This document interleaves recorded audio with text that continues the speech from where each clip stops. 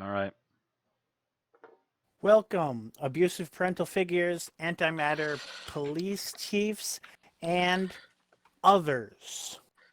This is episode 344 of an Unearthly Podcast, streaming live on the 4th of March, 2020.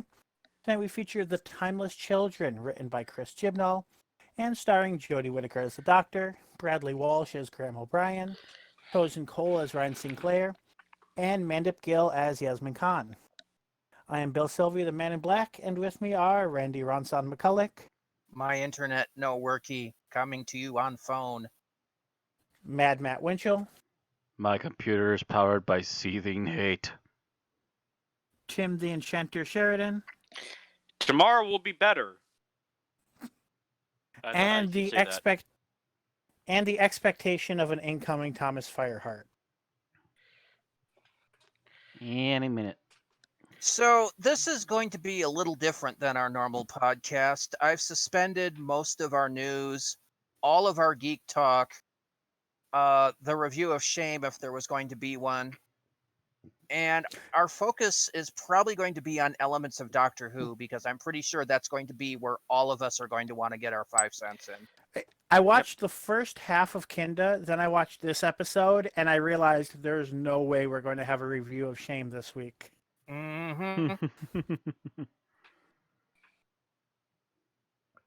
Yeah, I kind of realized that on Sunday, but I didn't I was debating how much I wanted to cut and then decided let's just go full steam on this. I do not want to have another Angels Take Manhattan where we're venting for 4 hours straight.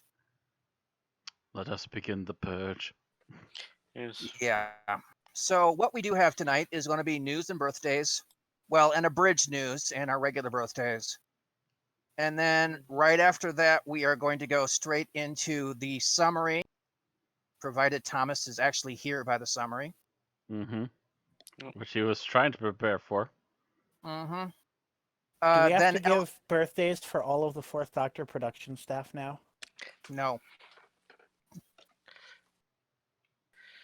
Then we're going into elements of Doctor Who, which is going to be the bulk. And then our review, our final thoughts, and our ratings. So, let's go right into birthdays. The 28th of February saw the birthday of Murray Gold, composer from 2005 to the end of the 12th Doctor era. In 2017, he turned 51. He was then feeling tired by the end, but I kind of wish he'd come back. Yeah, I do miss some of his more epic turns on the composing table. The new guy hasn't been quite as vibrant. Anyway, the 1st of March is the birthday of Roger Delgado, who played the Master, the original Master from 71 to 73. He would have been 102, but died in 1973 at 55, which is why he wasn't in for the 74 season. Mm-hmm. And then finally, the next day, the 2nd of March, is the birthday of Stephen Thorne, who played Omega in The Three Doctors in 1973. He would have been 85, but he died last year at the age of 84. I don't remember reporting that. I don't remember that wait. either. I think I might vaguely remember it, but Maybe. Also, he, I think, played one of the Daemons in the Daemons from the Third Doctor. he might have, but he's best known as playing Omega. And But he's that's the definitely reason better on known our for list. Omega, yeah. So, yeah, happy birthday, Murray, Roger, and Stephen. Are we have a Yeah. Thomas yet? Nope. All right. Bill, do you want to take Thomas's news piece? All right, so overnight figures for The Timeless Children are in, and it was watched by a total of 3.78 million viewers, a rise of about 0.07 million from last week. This equates to 19.8% of the total viewing audience and was the 7th most popular show on British TV Sunday. Doctor Who was once again defeated by its direct ITV opposition, Dancing on Ice, which had 4.14 million viewers and probably did not reveal any new lore. The number one show that day was Countryfile, the lead into Doctor Who, which had 4.44 million viewers. Antiques Roadshow also beat Doctor Who with 4.41 million. Last Tango in Halifax had 4.17 million watching. ITV1's McDonald and Dodds had 4.38 million viewers. We should have final figures for this episode next week. All right. So we did have numbers go up, which is good, but still. Yeah. That's actually still a pretty small amount compared to usual, I think. Yeah, but it's not Yeah. going down, which is, yeah. Mm-hmm. Well, next week it can't go up. All right. So, Tim? Okay. The final ratings from the Broadcasting Research Audience Board, BARB, are in for Ascension of the Cybermen. Officially, Ascension had 4.99 million viewers in the UK, a drop of 0.08 million. 4.85 million watched the episode on a TV set, 68,000 watched on their PC, 38,000 watched on a tablet device, and 33,000 watched on a smartphone. This episode was the 25th most watched show across all television. It had a 22.6% share of the total TV audience. The week's top show was ITV's Ant and Dec's Saturday Takeaway, with 8.70 million watching. The AI for Ascension of the Cybermen was 81, 1 point over last week, and 1 point under the Doctor Who average of 82. Okay, so I think that might be the highest we've seen the AI this so far, isn't it? Just about. Yes. I think so. Hmm. Because there were episodes I expected to get an 82 that only got 80. Yeah, and I'm pretty sure would have gotten 82 or 83 in previous seasons, and I just don't know how bad the negative response is just bleeding into the AI or not. Mm-hmm. All right, well that's the news. There is something I want to clarify in the rumor mill, and that is making all the rounds right now, and that is that the holiday special for 2020-2021, Revolution of the Daleks, is being rumored to be the final episode for Bradley Walsh and aka Graham and Ryan. Now, I've traced this back. The original source is the Mirror, and their source is a quote show source, which means absolutely nothing. Now, I Now, personally wasn't expecting those two to even appear in Revolution of the Daleks, so after the way the lead-in went to it. not trying to Hmm. not a spoiler, but they're actually at a good place where they could basically leave off the companions period. Mm-hmm. Or Um, pull a, well, what was the name of that Christmas special that was Narnia inspired? The Doctor, the Wardrobe, I don't know. The Doctor, the Witch, and I the don't Wardrobe. remember. Maybe, probably. Something like that. Yeah. Where they just kind of just left the companions Mhm. off, Yeah. brought them, and that's possible. But the fact is that we for certain take this with a grain of salt. However, if any two companions were going to leave, I would think it would be those. Rep is not a young man, and there are reports that he does find the Doctor Who filming schedule to be a bit of a slog compared to what he normally does. So it's quite possible that he's just basically burnt out. And, you know, these companions have had a 2-year run, which is usually about the limit we see for companions that aren't named Amy Pond or Claire. Mm-hmm. Or Rose. No, Rose only got 2. Rose only had officially Rose only 2. got 2 and a whole bunch of guest appearances. Yeah, she kept getting guest appearances every once in a while. But yeah, she only got series 1 and 2. After that, it was Martha for 1 series, Donna for 1 series. The 11th Doctor companions lasted the longest. Mm-hmm. Well, of the modern series, I mean. Amy lasting 2.5 seasons. And Clara the Clara same. last 2.5 seasons. I guess And Clara was then kind of Bill. introduced with Matt Smith, so I guess I'll let that slide. Yeah, she was introduced the second half of Series 7 Mhm. into Half Series 8. seasons. That's the way they did it. They took out Uh, Amy and Rory at the end of the first half of the season. Gosh, Then do you they remember? Do you remember when half seasons were the worst part of the show? Yes, those were the good But- old days. but like I am saying, this is possible. It might even be likely, but as of this point, the BBC has not definitively said. Yeah, they're That probably they're gonna keep leaving. that as hush hush as possible until it happens. There is no direct quote from the people involved saying they're. Mm-hmm. Well, a lot of actors seem to be under do not disclose kind of agreements for stuff like that these days. So, sometimes they'll say, "Yeah, I'm done." When asked, but at this point, there has been no official statement from anybody, except for this insider source that the Mirror miraculously, has pulled out of their ass to make quotes. And the fact is that, however, like I said, it is possible, possibly even likely, Mhm. but it could be wrong at this point.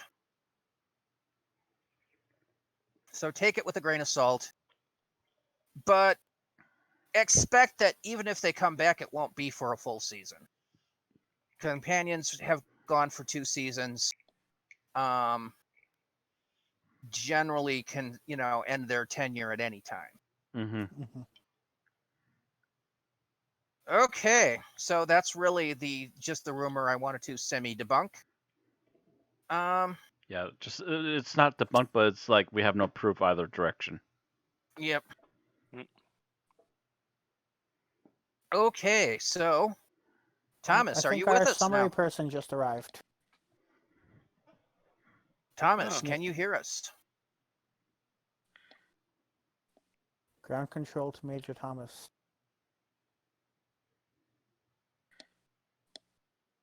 Senior Fireheart, come I in, can please. see him light up.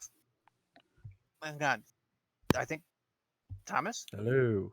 There we go. There we go. Hello. Okay, good. I don't know why, but my mic wasn't working for a bit there. Yeah. That's We bothersome, decided but to okay. start without you because Matt Yeah. can't wait to vent. Well, I don't think It's now time I'm for the the only summary. one. Yeah. That's fair enough. I figured, I was gonna, say it in the text chat anyway. It's given how long I had left to just start without me, so. Well, we're at the summary now, so you can go ahead and Mm-hmm. give Give your us your summary. lovely, lovely voice. Especially for those of us that can't do this, can't rewatch the episode and might need refreshing because their internet's not freaking working. Okay. Me. All right. Here. Well, yeah. I guess we're done with news, correct? Yes, we are Yep. done with news. All right. Stopwatch ready. You ready, Thomas? Yep. All right. Begin in 3, 2, 1, go. Okay, we open on the Master forcing the Doctor to go with him through the boundary by threatening to kill the remaining humans as the humans on the cyber carrier start to retreat to find somewhere to hide, with Graham ending up suggesting that they hide within Cybermen bodies to escape the ship. The Master gloats about destroying Gallifrey. He gets the Doctor into the capital before contacting a shard and convincing him to bring the Cybermen through the boundary before trapping the Doctor in the Matrix. The humans still on the cyber carrier hide from a shard and try to escape before the ship goes through the boundary, as the Master starts to recall the true history of the Time Lords to the Doctor. The Master and a shard finally meet, with a shard revealing his plans to use something called the Death Particle to wipe out all organic life in the universe. The Master finally finishes retelling the Time Lords' true history, revealing that to the Doctor that she was the timeless child their society was based around, and that they gained the ability to regenerate through her. The Cybermen attack Coach Shamus, Ryan, and Ethan, only for it to turn out that Yaz, Graham, and the other humans had managed to get down to the planet in their Cybermen disguises and kill the Cybermen that they came with before they can kill Ethan. Meanwhile, the Master decides to turn on a shard and use his tissue compression eliminator on him, convincing the Siberian to use him as a new host. The Master returns to the Doctor as the projection of him in the Matrix explains the stuff from Ireland we saw last episode was actually tampered memories of the Doctor's previous life. He then reveals he used the corpses of Time Lords he killed to make a new breed of Cybermen complete with a new design. The humans finally come through the boundary to Gallifrey as the Doctor is confronted by Ruth in the Matrix, who convinces her that this changes nothing about who she is as a person, with the Doctor overwhelming the Matrix with memories as a means of escape.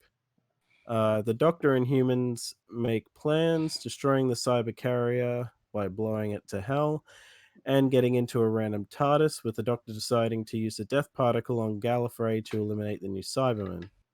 When the time comes, however, she can't bring herself to do it, with Shamus running in and taking the grenade off her, setting it off himself as the Doctor escapes in another TARDIS, and the humans arrive back on Earth.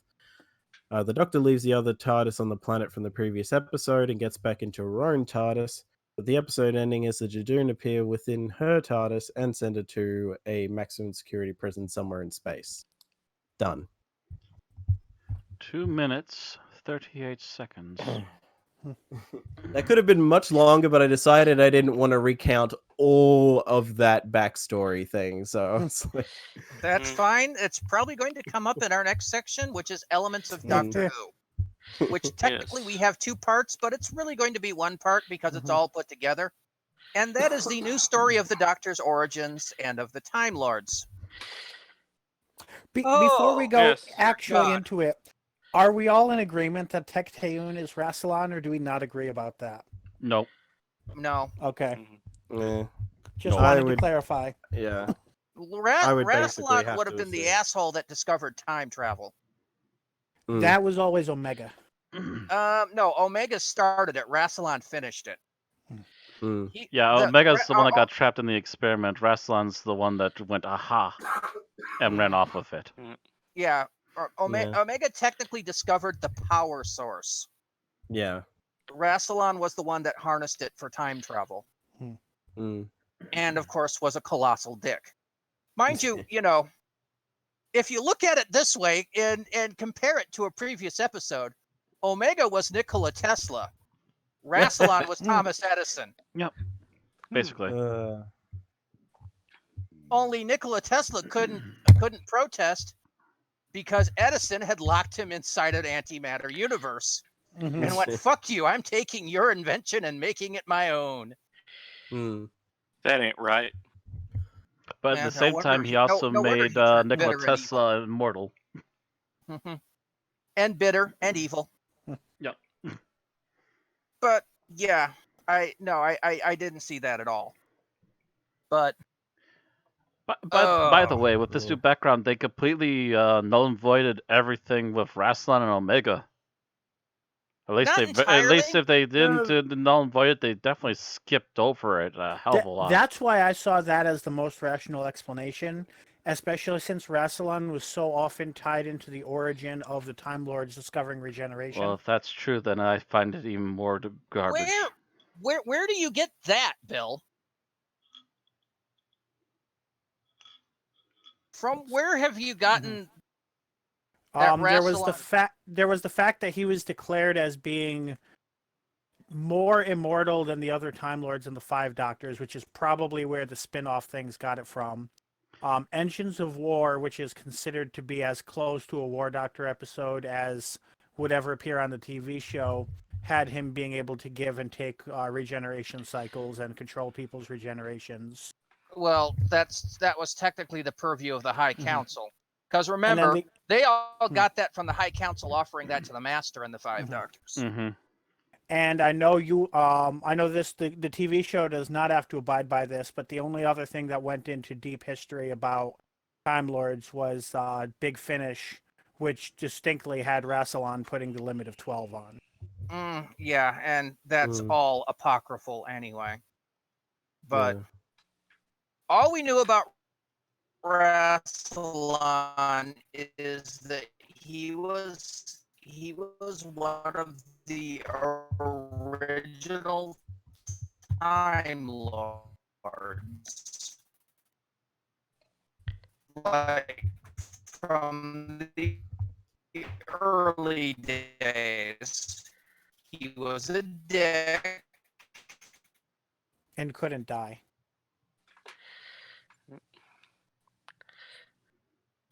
He saw it and Oh dear, your connection saw Randy, right your now, phone Randy. is not letting you finish that sentence. Yes. You're coming in real slow. And metallic. Immortality. And because of that, they pretty much locked him in the tower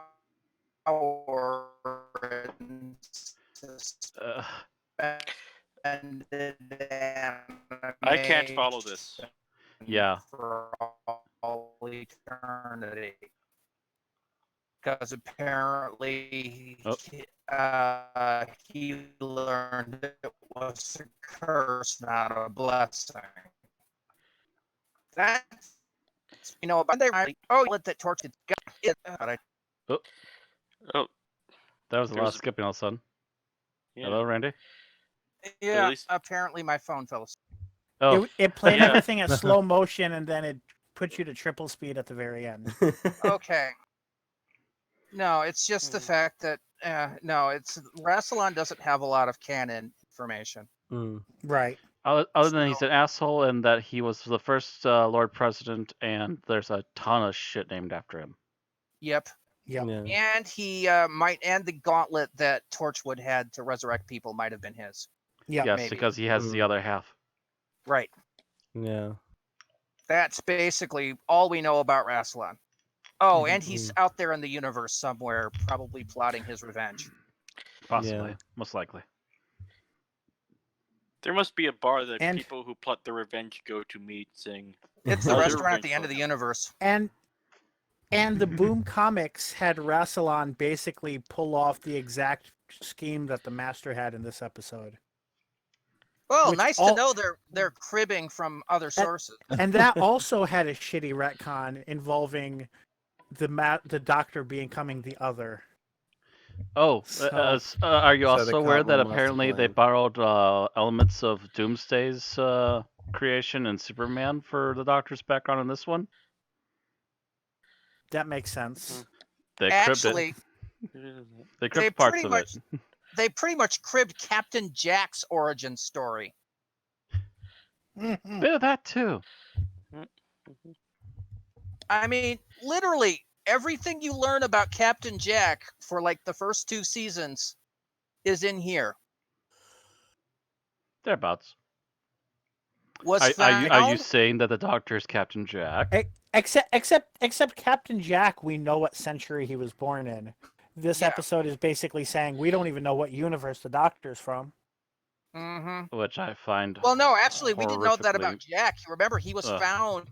He was found as a child.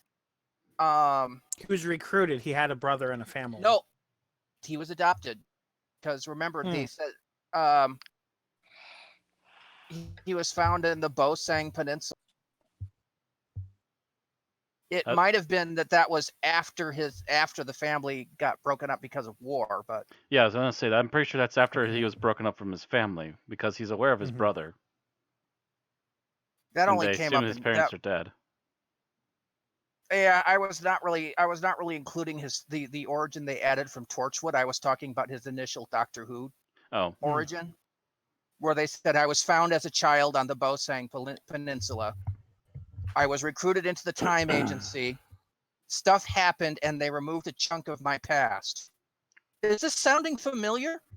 yeah. That part does sound a lot like Doctor Who. So yeah, they added the They added they took Captain Jack's original background, combined it with some elements from the background from the creation of Doomsday, and they added a bunch of other atypical bullshit and just squeezed it out through the other end.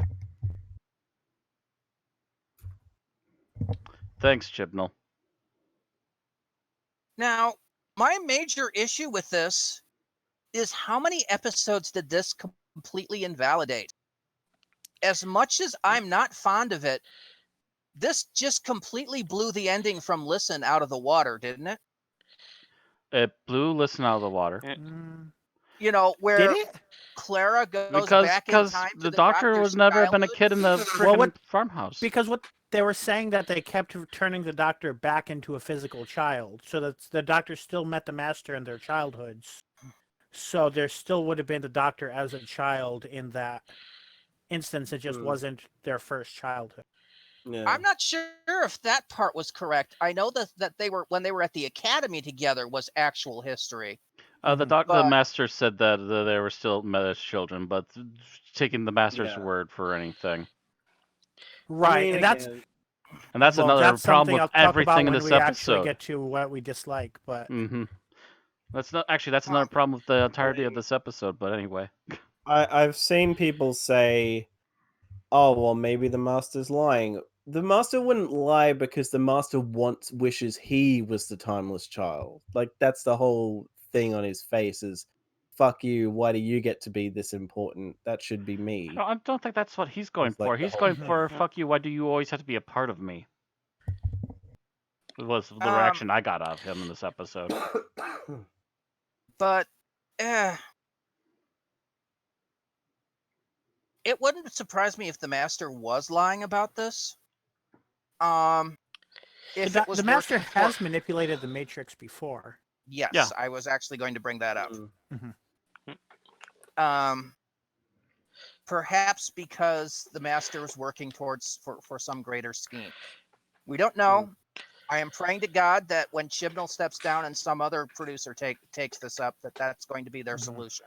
Or maybe I even was a smarter idea: someone is pulling one over the master. Even Possibly. I was truly expecting that the whole reason the master put the doctor into the Matrix was so that at the right moment the doctor could escape from the Matrix and beat the Cybermen, causing the master's plan to fall into place like dominoes. But that never happened. No. I gave the master too much credit, basically. yep. But, this pretty much has taken, when normally we have a retcon like this, it's minor stuff. Yes, we saw Atlantis die like 3 times, but that's 3 or 4. really minor to the point. Oh, go ahead. What they just did is took a very key portion of Doctor Who and completely flip it upside down. Completely change it. And basically took the doctor, somebody who, I had respect for because they had basically become a significant person by their own merits. Right.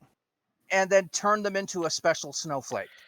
And in the process, it kind of ruined everything to do with the doctor stealing the TARDIS, because it almost makes it seem like that TARDIS has been reserved for the doctor across the regenerations. Yes. Considering it was a TARDIS, it was a police box for Ruth, and Why then became. was it a police box?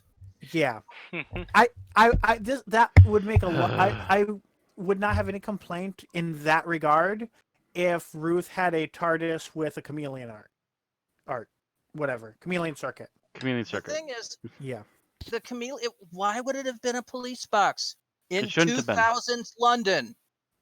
Well, when did she? When the hell did she actually show up on Earth?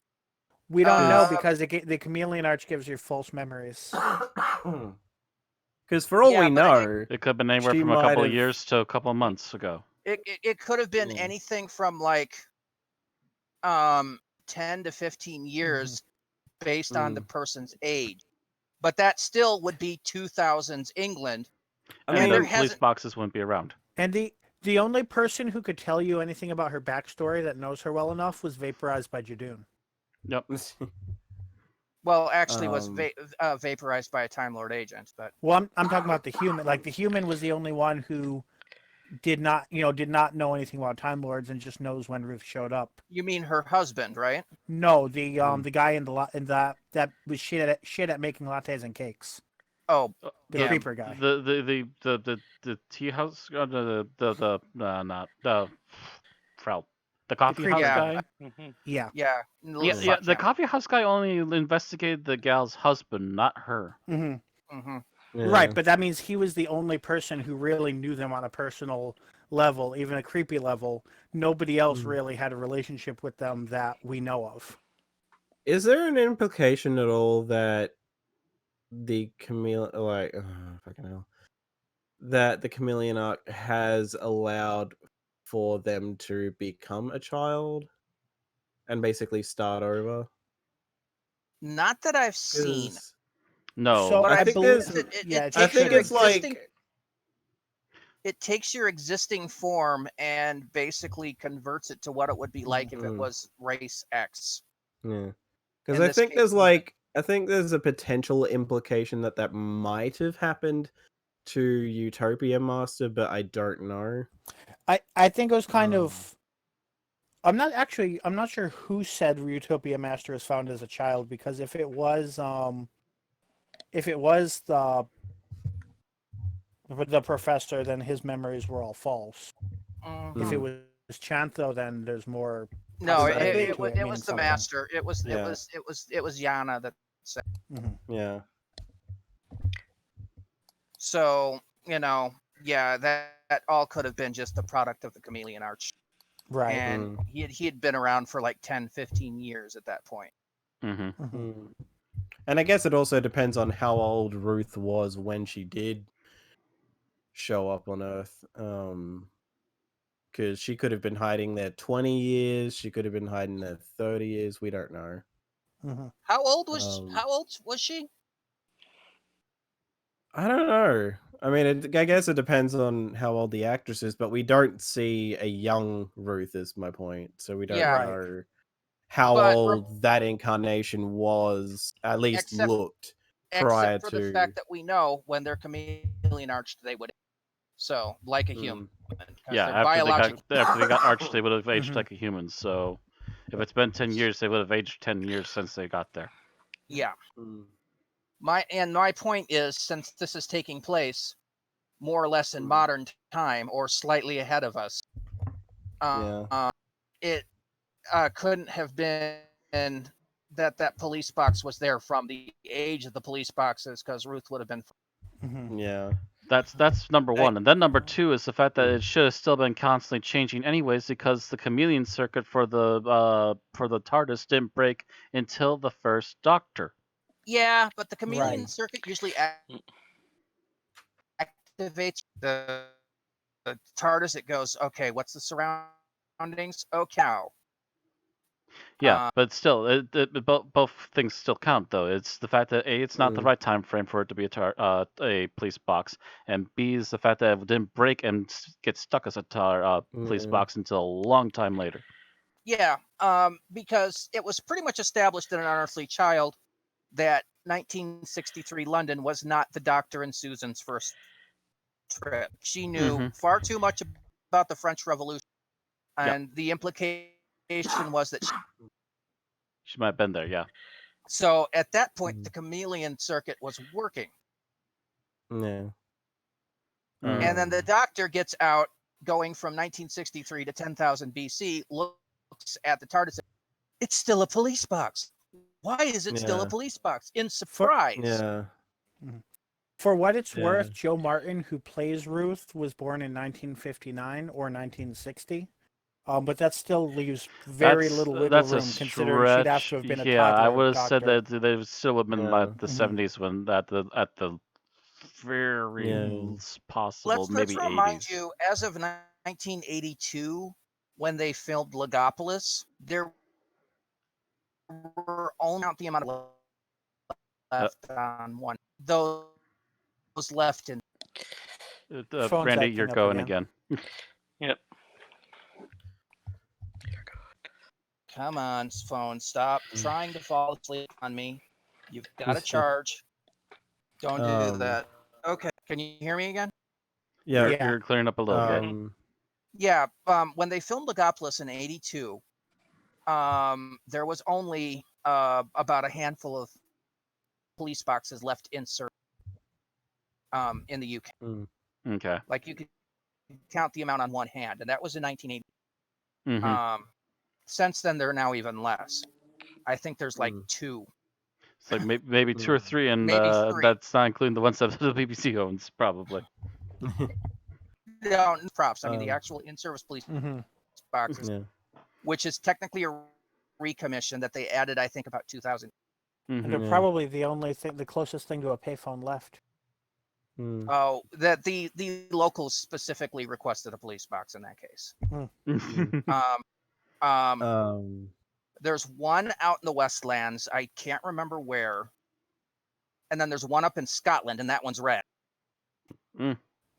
So, as far as I'm aware, there aren't any more in service because, of course, police officers have all switched to cellular phones and walkie-talkies. So, again, technology just stripped out the usefulness.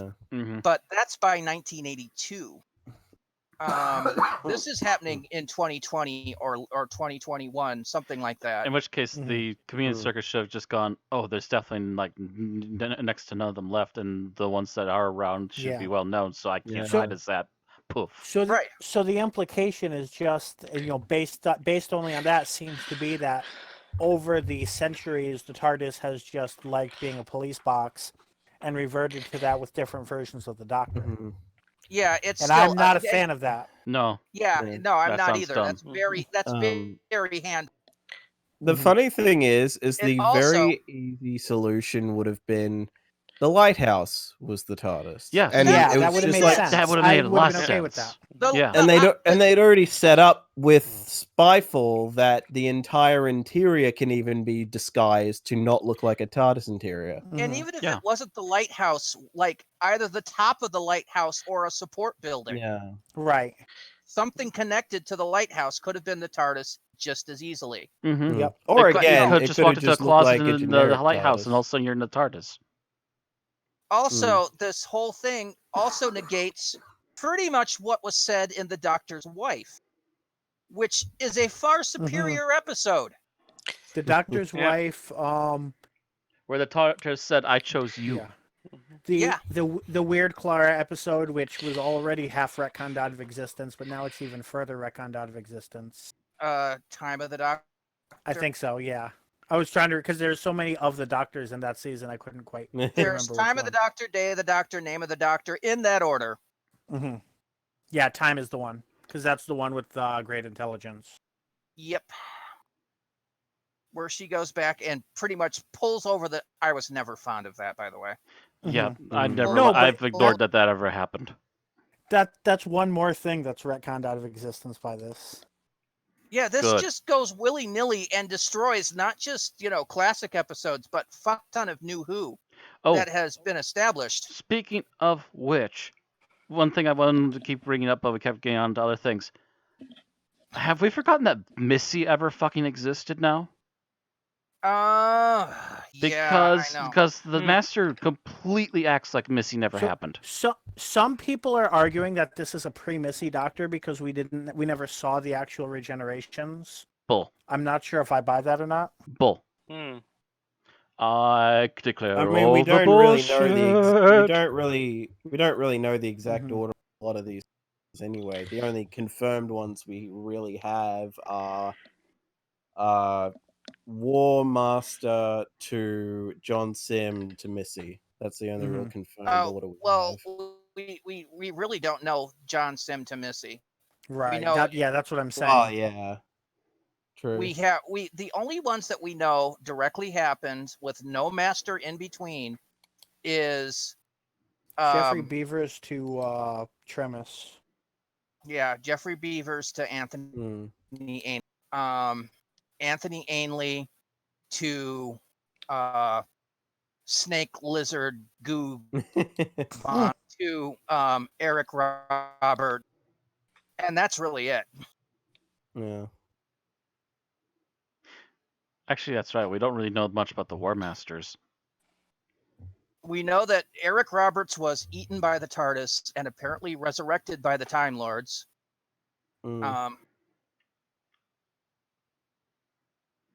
And the War Master, of course, being Big Finish, is non-canonical anyway. Well, the War but- Master is first introduced by RTD Utopian and then Master, taken yeah. over by Big Finish. Yeah. Mm-hmm. Yeah.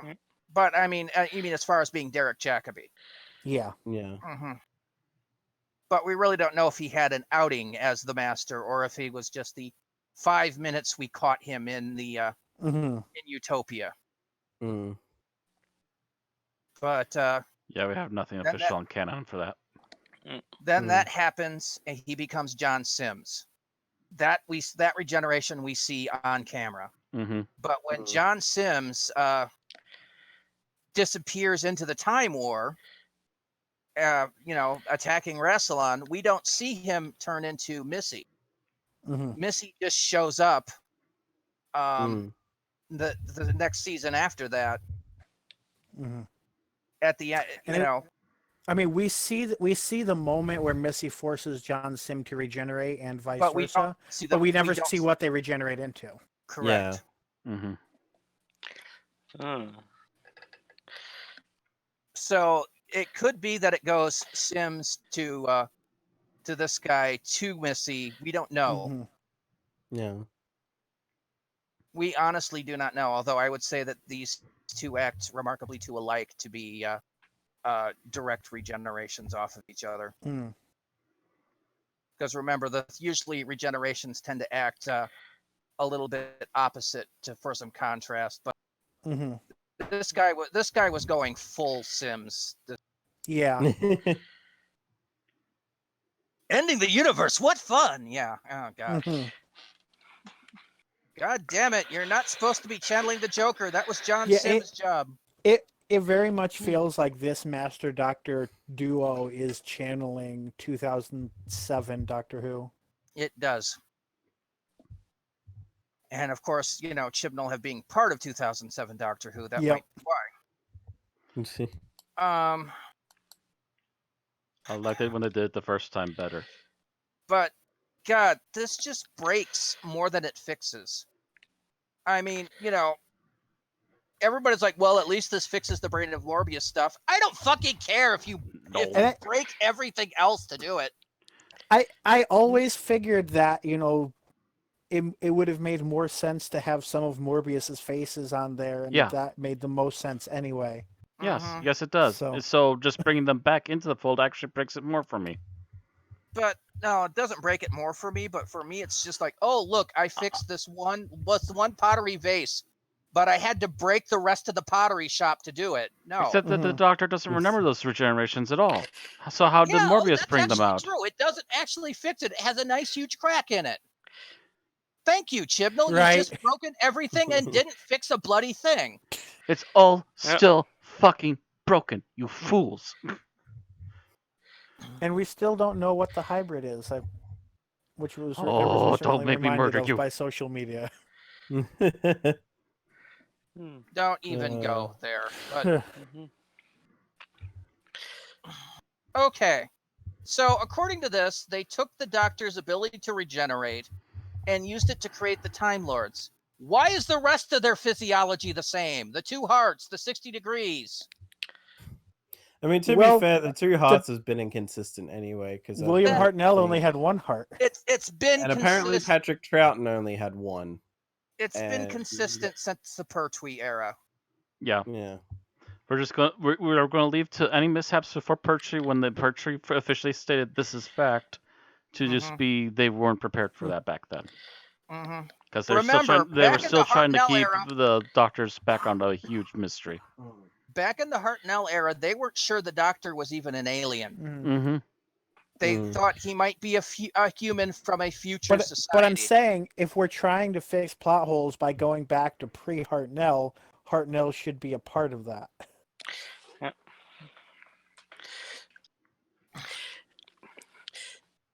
Except And, that they didn't fix anything. They've made only bigger questions. all they've done is basically break everything I liked about the show. Mm-hmm.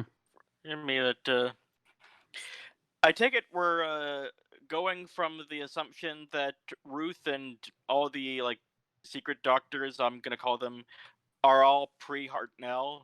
Yes, that's what they They seem would to be have to aiming at. be. They have to be. Because That's what they're Yeah. insinuating. Yes. Yeah. Okay, so it's Not to ignoring the fact that Ruth's TARDIS looked fucking futuristic compared to the TARDIS from the classic Right. era. Mm. Eyebrow yet again raised. Eye twitching. I understand that she would know what a sonic screwdriver is, but not use one, because that was part of every TARDIS repair kit.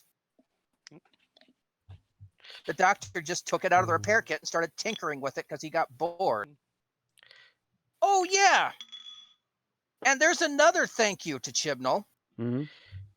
It's not enough, when they announced Jodie Whittaker as the Doctor, I was fond of the concept of the Doctor being a woman for the first time and getting used to it, Yep. Oh, this is different, that kind of thing. And we got a little bit of that, and I was enjoying. Now Chibnall has to hit the grand high retcon button and state that the Doctor's first form was a girl. So it's First actually not two different. It's never really been that we- different. She's been through Well, all that of we it. know of. we don't know that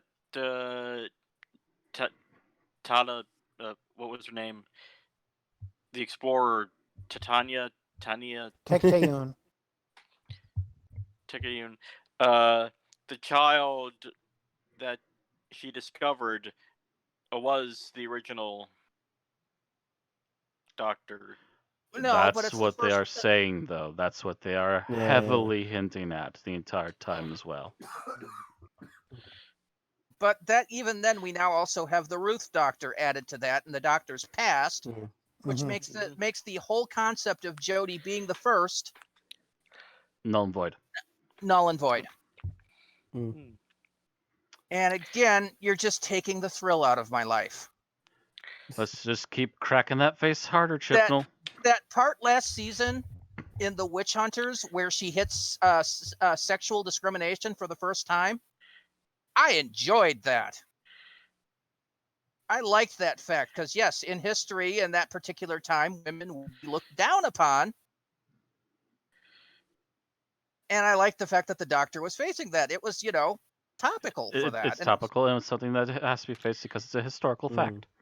But now I don't know. The joy's out of it now. Because everything that they're going to claim is for the first time actually isn't anymore because it probably happened to a previous Doctor. Mm-hmm. And now the Doctor's this special being that created the Time Lords, which I know non-canon history, Mark Platt's history has basically made that as a thing before. But I didn't like it then either. And they still made sure to keep it vague. Like, they did that to add more mystery to the Doctor. They wanted to keep it vague enough that they're not saying, oh yeah, the Doctor had this clear role in defining things, just that somebody may have had another role and that somebody may have been the Doctor, and that was not a sledgehammer, it was a chisel. This isn't a freaking sledgehammer, it's a fucking tack nuke. Oh, I don't think This it's is that so- tactical. If it was, it wouldn't have made such a huge mess. That's the thing, Matt. Tactical nukes aren't.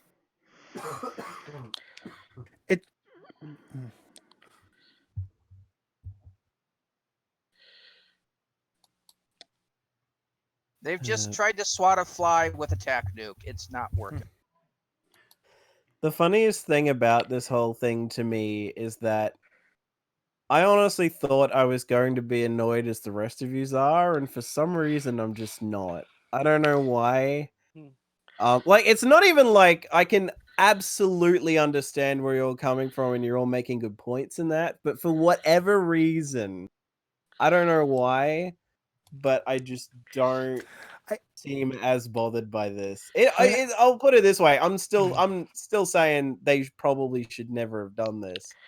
But as I said to Bill the other day, I honestly believe that some version of this whether it was the Cartwheel Master plan, this, or something else, was inevitable with how the trajectory of how important the Doctor is in the universe has just been going up.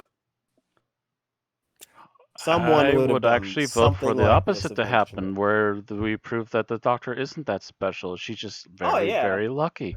The We shouldn't more be of we his- shouldn't be making such a big deal out of her. She's actually just an extremely lucky person who had a lot of things go right, Mm. and she's the only reason she seems to be the center of the universe is because she's kind of made it that way herself because Yeah. she keeps saving it. Mm-hmm. Well, yeah, like I do prefer the old Who way of handling the Doctor more generally to the new Who way, where the old Who way was just, oh, I'm just a traveler passing through, Mm-hmm.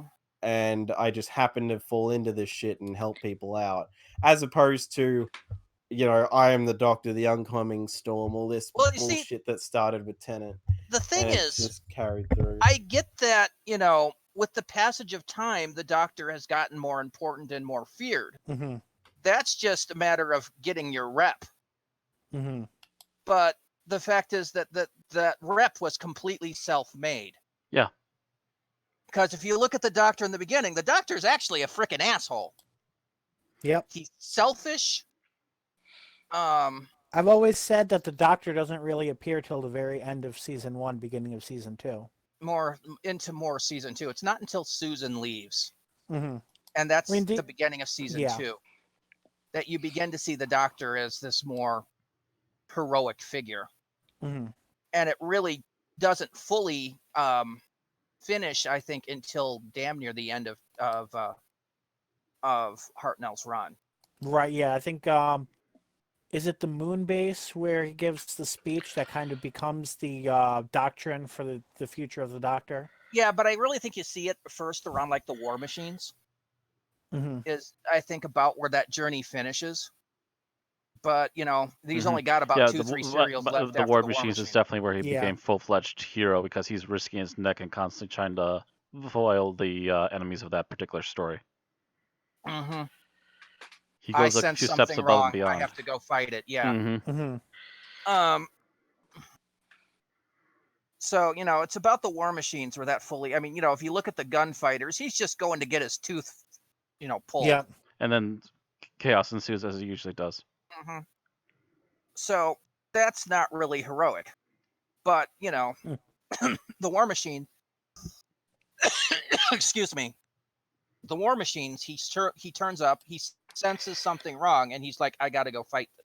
Mm-hmm. I gotta go in And and yeah, get even involved. I need actually, to I find out said- what's going on. I said end of season 1, but even then, he really needed that push from Susan to really do the doctory thing. Mm-hmm. But it's at that point, though, he becomes the full-fledged hero, and Troughton takes the hero tag and runs with it, although in a more unassuming way. Mm-hmm. And then Pertwee takes it to the action hero level. And, it just... Nikito. And, just by the time you hit Tennant, it's snowballed to the fact that, yes, people are fearing his name because he's put a lot of work into it. Mm-hmm. And that's also after he was a hero of the Time War. Yeah, Mhm. basically. Well, not so much. He was very well known because of the Time War. Yep. Mm-hmm. And either liked or hated, depending on who you ask. Mhm. Right. But I mean, that's also going to affect, after you go through a war, your swagger is going to be a little different than before. Mm-hmm. And mind you, Eccleston had more of the PTSD. Mm-hmm. Davison had a little bit of it, but yeah, not nearly as bad. But still, we're kind of tangenting here. The fact is that the Doctor, as we had seen him, was basically a self-made hero, a self-made special person. Mm-hmm. And basically now this episode goes along and goes, no, you've been a special snowflake all along. And that just You're takes so special. takes all the urgency right off and sucks into the void. Yeah. It's just kind of like, You've always been special. You've always been important. Oh, kill me now. yeah. it's kind of like I stopped caring now because it basically takes the Doctor from self-made hero to Superman. And even then, at least Superman has some struggles now and again. This just kind of like goes, yeah, you never really had struggle ever. You're going to always be something big. It does really invalidate Name of the Doctor, where if the Doctor seems to already be one of like the 2 Time Lords to have unlimited regenerations, why did he need to beg for another set? To be fair, That's I also think another the thing, idea too. is that they That did was Time of the Doctor, but enforce. Yeah, I'm pretty sure they did enforce a limit on. The implication is that they still enforced a limit upon the Doctor somehow. Don't and think they that- could. In fact, I think something I might have seen was that they had possibly enforced a limit, and then when they seemingly gift more regenerations, that might have even just been re-unlocking the ability to endlessly regenerate. either that or it was all smoke and lightning by the time, or smoke and Yeah. smoke and mirrors by the Time Lords to, oh God, he's going to regenerate past then. We've got to make sure there's a reason why. Shit. Quick, let's get some light, some little bit. We'll give him a little bit of regen energy so it looks like he needs it. And we'll just Oh, kickstart talking the next about regeneration regeneration anyways, energy, even though here's it's a always been there. plus. Here's a plus. This is something about the Doctor that River Song actually didn't know for once. Well, yeah, we're now past the end of the whole River Song saga. Thank God. Yeah, that doesn't really enter into it anymore right now. Although I'm pretty sure if Big Finish makes some more River Song after this, she'll suddenly realize this fact.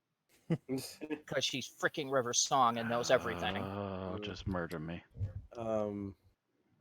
Yeah. But I'll put it this way. For me, this is fine for people to have issue with, even though I don't have as much of one with. But if you're one of those people who's trying to do we're going to start a petition to the BBC, fuck off. Just don't watch the show anymore. That's fair enough. If this has been that bad for you that you decide, okay, I'm done with the show, fine. But don't be one of those idiots who's going to I'm going to start a petition because that's going to do something. no, This is not Disney who decided Disney didn't like a movie, so they wanted to retcon shit and just fuck with everything. This is the BBC who see the money still coming in and are going to be like, who gives a no, it'll I'm be not like at that level. it'll be like there'll be something that'll come along. And again, this is Doctor Who. Shit gets retconned a lot. I could see a future, whether it's a future showrunner or even Chibnall, just going, yeah, fuck it. I'll go back on that. Why not? No, this just It could gets happen. Chibnall added to the list of people I can't go to conventions with. With it's basic. Which the list is right now him and Stephen Moffat. Chibnall better not come around here near Chicago. Because yeah, I will kick him in the dick. Dun, dun, dun. I will cause a freaking international incident by kicking him in the dick for this.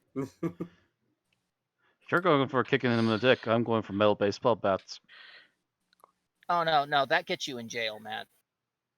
Worth it.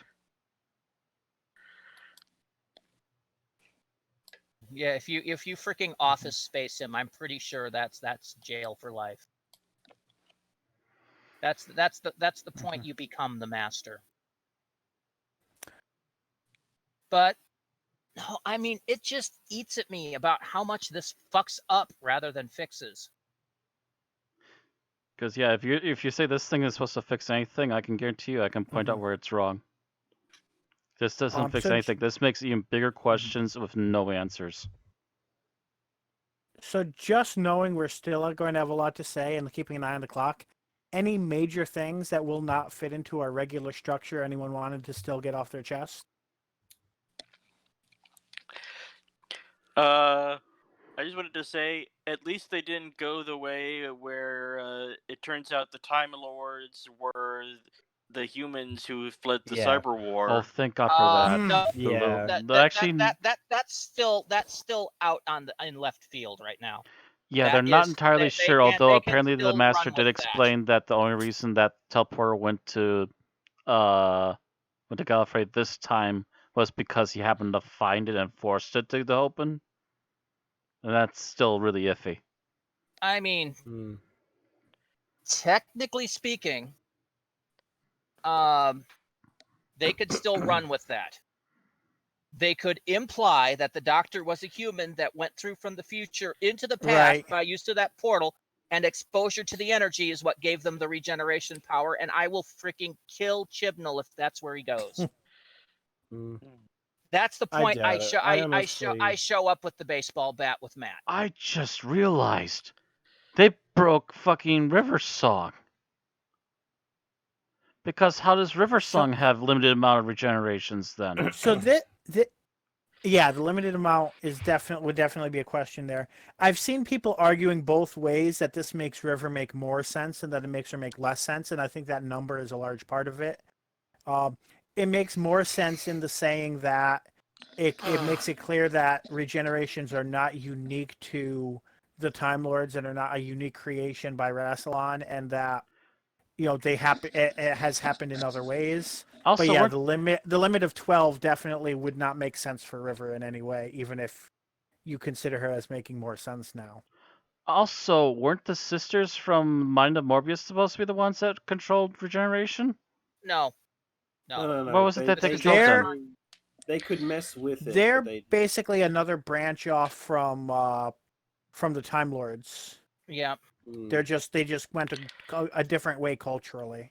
Oh, Yeah. I thought they had something to The do thing with is more actually making their immortality, generations work. But Well, okay. I don't think they're a branch off from the Time Lords. They're at least Gallifreyans. Well, no, they're not called Gallifreyans anymore. What the fuck are they called now? Shibargans. You're saying the pre-Time Lord Gallifreyans? Yeah. I forgot. Yeah, Shibargans. Yeah, that's the one. Mm-hmm. Which to me is just hilarious because the way it's spelt, Bogan is the Australian equivalent of white trash. So it's like, okay, that's You a know very what? weird. Somehow that's just perfect. You know what? That That's is. just typical Britain. God damn it. I mean, that's one step off of Monty Python calling or Douglas Adams, like, who specifically would have called them like, the white trash, or spell it backward or something.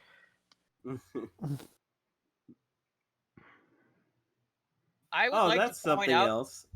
that the TARDIS Um, data core has not incorporated this new information into itself. There's a Shibogan episode entry. Really, I couldn't find it. I just searched Shibogan and it was Um, the second thing that came up on Google. There's Maybe nowhere I'm else not I spelling can. it right. Yeah, there is nowhere else I can bring this up, so I'll bring it up now. I have seen people, and I can't necessarily see it, but I have seen people bring up that the woman that shows up in the end of time, who is speculated as, ooh, maybe that's the Doctor's mum, looks kind of like the actress they got for this to play Tectean. Yeah, I've seen people making that comparison, and give it a break. It's different don't- actresses, and if it yeah. was a regeneration thing, they wouldn't look similar at all. Yeah, You're it gonna doesn't reach that height. You might yeah. want to stretch first. Yeah, to me, it's like, well, I mean, maybe they did it as kind of a wink and a nod thing more than anything, but I doubt it's necessarily, Mhm. oh, they're the same person. People have Yeah, just been desperate to make that character an important part of the An show. important something, even though we have still no clue. Wait for the 60th. Then all will be revealed. In a pig's eye. I can see Rassilon actually returning now just to see whether this actually, and like see whether they run with it to the where Rassilon's like, oh yeah, I totally pulled that shit. I'm an asshole. What did you expect? Or like whatever happened.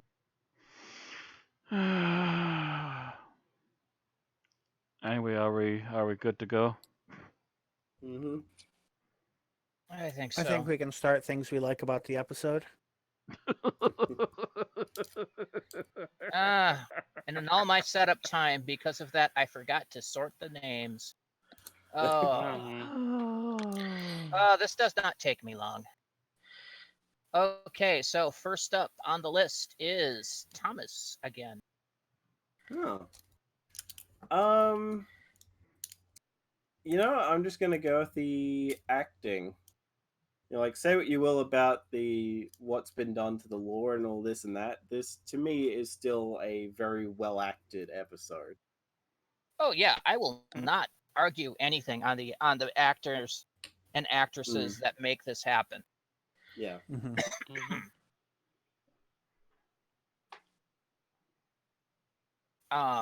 They maybe do get bad direction or maybe bad scripts, but I don't think it's up to their. I don't think that's their skill that's the problem. No. Actually, yeah, I was going to single out the companions, but hell, even the master definitely he has so much time to shine, and he just, definitely does a great job. He does go a bit John Sims, but that might be the directing. Right. Mm-hmm. That's And by the Sasha end of the Dewan, I believe. episode, Yeah. and by the end of the episode, he does have the Siberium in him, so that might be fucking with him a little. That's a possibility too. Yep. Now he's Mr. Clever. Yeah. I'm surprised no one thought about making that reference, but they never did. Probably because Chibnall hasn't watched anything from the Moffat era. I was going to say, by now you should know that Doctor Who showrunners don't like to acknowledge that there were showrunners within the past 10 years before them. Of course, they won't mention it because Chibnall is a schmuck. All right. So, Bill, how about you? What did you like? So I guess this is still separate from the acting. I really liked the writing for the companions. They had great moments. They had great tension in their plot. They had great happy payoff as well in their plot.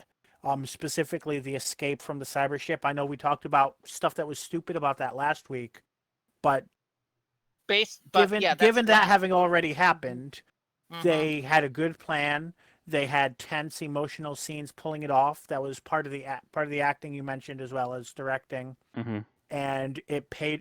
They had good heart-to-heart, well-written scenes that made sense for their characters. And then they had the payoff of them arriving on the planet and saving Ryan and the others. All right, Matt. Overall thing I liked. I liked that there's touches and little remembrances throughout like some of the set designs, at least on Gallifrey. Obviously, we've seen the broken up city for a while now this season, but we got to see in a little more detail. We got saw insignias of Rastalon in the background. We have Time Lord statues, and they all have the big collars and the fancy silly hats and the big cloaks and everything. I think there was a little more usage of more Time Lord writing, which was good too. So, just general set design was pretty good on this one. Fan tech. Mm-hmm. Oh, sorry, did I cut out? No. Also, no, I just heard voices pop in. Okay. Oh, maybe you did lose it for a bit, but yeah, no, we get what you mean. The set design was pretty good. Yeah, that's what I was just ending on. Was just general, the set design was really good. Just lots of nice details. All right, Tim. Thing I liked, I just want to give a special mention to the character of, oh God, why can't I ever remember the names when I have to? Me too. The gatekeeper. The Kosharmas. Kosharmas, yes. he wasn't Brendan after all. Just like his entire arc, the actor's performance, his dialogue, his writing, it was all like so impressive. And the way he like took charge, like as the badass pacifist, sort of say, or and Be pacifist later, survive today. Yep. Well, it seems like that character hit all the marks. Mm-hmm. Of someone who's just cool. Okay, so what I liked is the shout outs to the Deadly Assassin. There was a few of those too. Mm-hmm.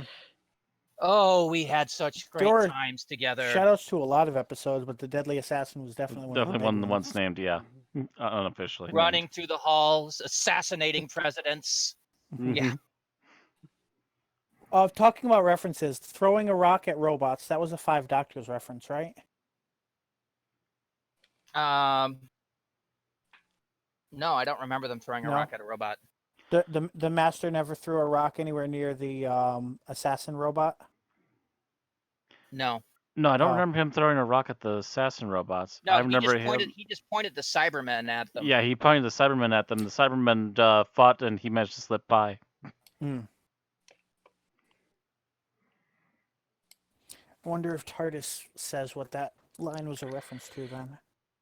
Might not have been a reference to anything. Yeah, I'm thinking you're stretching something to be a reference. It to sounded something. like a reference, but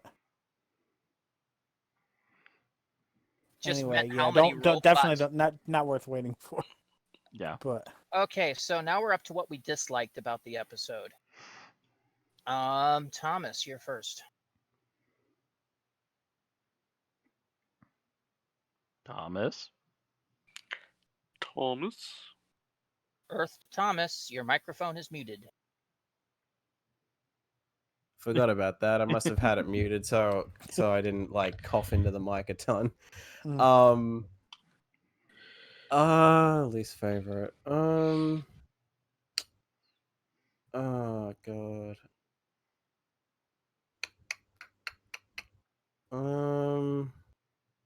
I guess like the appearance of the black sort of like, well, more like a grayish smoky void for the Matrix. It's like it's very clearly someone standing behind a green screen, like in front of a green screen. It's just kind of like There's not really could we another not? way to sit there and be in a empty void. It's gonna look like a green Yeah. screen no matter what.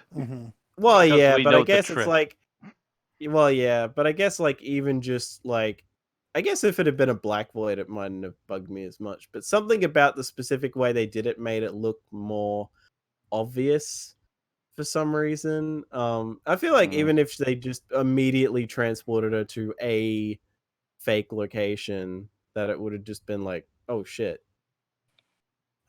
She's clearly not in Gallifrey anymore, so she must be in the Matrix. Granted, of course, it's better than friggin' oh god, what was it? The Fifth Doctor one where they just kind of look like they're very crappily floating in midair. Just trying to remember what that was. It's like the one where Omega comes back. Well, it could have been worse. It really could have been worse. We could have wound up back in the frickin' Trial of a Time Lord fantasy factory. You know the one. Yeah. Yeah. I wouldn't go. I don't want to see that place again ever. It could have been an 80s neon grid instead. All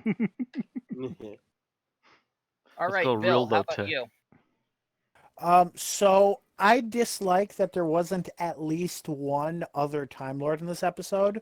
I was originally okay with it because it was just okay. He came, he had the massacre. Whoever survived is in hiding, and then the Cybermen come in.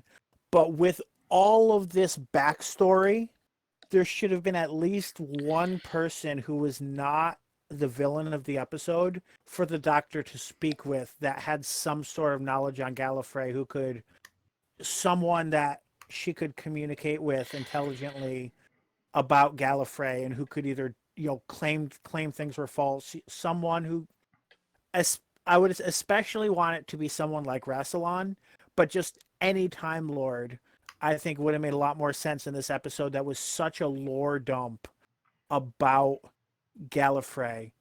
Someone who could give some sort of additional perspective other than the Master and the Doctor, who clearly both have their own very specific agendas in this context. I would have loved to have seen Romana.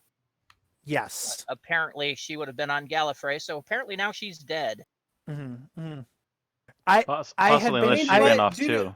My specific hope in episode 1 was that Romana organized an evacuation and is the one leading a cell of refugee Time Lords somewhere. That wouldn't Now be that I against think her. about it, in the canon of the show, has Romana actually come back from wherever? Like, For sure in the No, canon of the show, no. it's only been novels and Big Finish, I think, that had her return. And a word of Russell T at the time too. Oh, so Russell T believes in Romana returning. So there. Yeah. That's enough for me. Yeah, he had a bit on the Time War himself, which Moffat kind of sort of used, but not entirely. Mhm. But yeah, Romana was Lord President prior to Rassilon. It doesn't According- hurt that RTD and Big Finish are on fairly good terms, and they share Yeah, ideas that was back probably and forth where sometimes. it's probably where he Mhm. stole it from. Yeah. Yeah. Because I think he still approves and disapproves of their Time War plot lines. I'm not sure. I don't know if he pays any attention anymore, but Mhm. I know, at least I know when they started the Time War, they ran everything through him. all right, Matt, you're up. Oh, what did I least like the most about this episode? Well, we already tackled the elephant in the room earlier. Oh yeah, we kind of beat that to death. Like a general thing.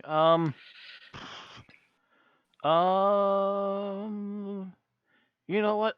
I really the the master's plan or his end game plan really doesn't make a lot of sense. No, it doesn't. Let's take the Cybermen, make them into Time Lord Cybermen, and profit. Well, the thing is that he would be now the leader of the Cybermen. So basically the exact same plot as Darkwater, Death in Heaven. And Yeah. what's to stop the Cybermen from deciding, you know what, we've had enough of the master now as well? Because they're not the Daleks. Okay, Except they're the Cybermen, so they're just as Has- bad. has the Master ever thought that far ahead about his alliances with alien races? Even once? He Yeah, pretends yeah, to, that is but I don't always- know. It is always But the you thing would that think happens, when though, he's eventually. actually got the end goal and literally has it working, you would think he'd have a moment of like, I wonder if they're going to try and backstab me. They That's probably are, usually aren't when they? they turn on him. Yeah, that's pretty Yeah. much the moment they turn on him. He gets that thought about 5 seconds before it happens.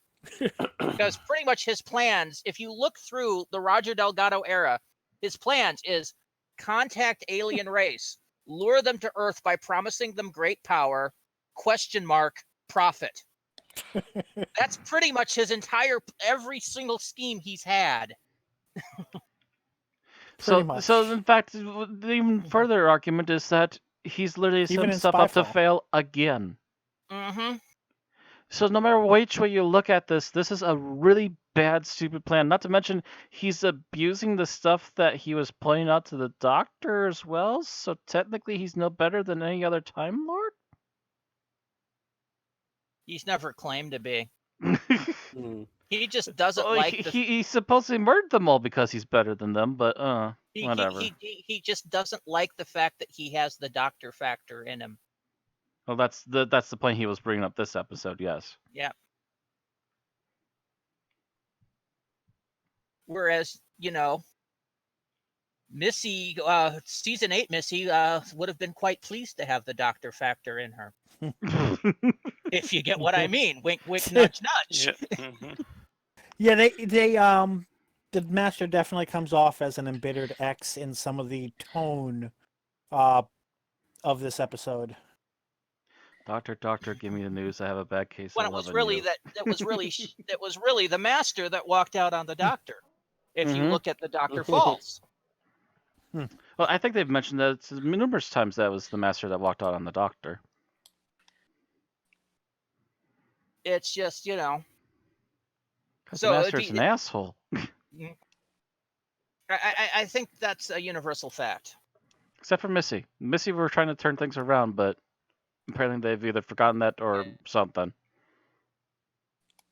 It also could have been, I tried to be good for 5 minutes and I got fucking stabbed for it. So, Well, you got stabbed Back to by being an yourself.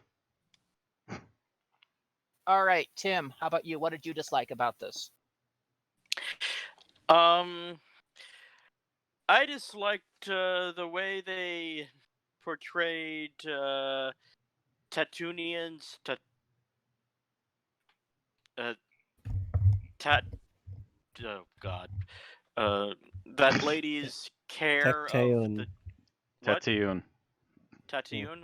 Yeah, something like that. Tecteun. Tecteun. Tecteun's care of the child she finds. The way she treats her more like a science experiment than an orphan. You know. Yeah, it's kind of like being raised by Washu. It's not exactly fun. That's one Yeah. reason I decided she was Rassilon. Mm. Oh. It's not, and it mentions the fact that she experimented on several incarnations, which means that she would have had to try to kill the child repeatedly. Yeah. Oh, Mm. yeah, it does Yeah. show that she killed the child repeatedly. That's Mhm. that's really kind of a, That You're- also comes from the Doomsday original backstory. So Yep. hmm And just Especially, the way. it shows the child regenerating without aging in any way. So the only way that could happen is neglect or being killed. Yeah. Mm. age is So, very seldom. very, it's basically, oh, wow, that's a wonderful upbringing. Here, that might be why they wiped the doctor's memories and gave the doctor a second childhood with people that actually seem to at least care, even though they were basically running an orphanage. Mm. Because, yeah, Instead of being pent up with psycho crazy who keeps stabbing her and stabbing Mm. her and stabbing her. being treated like a lab rat. She Mhm. took in Yeah. the child out of, maternal instincts, which, oh, wow, the child can do that. Oh, well, you're now my guinea pig. No. Maternal Mhm. instincts Yeah. out the window. Bye bye. Yeah. Like I And it said, was- it's like being raised by Washu. It's not fun. It was kind of disturbing the way the child was presented as just being rather chill about everything. Like just, yeah, sit in the chair, okay. Well, they weren't exactly chill so much as they were just kind of nervously laying there. Mhm. hmm You would have thought the doctor would have tried to run away, Hmm. setting a pattern. Anyway. Yeah.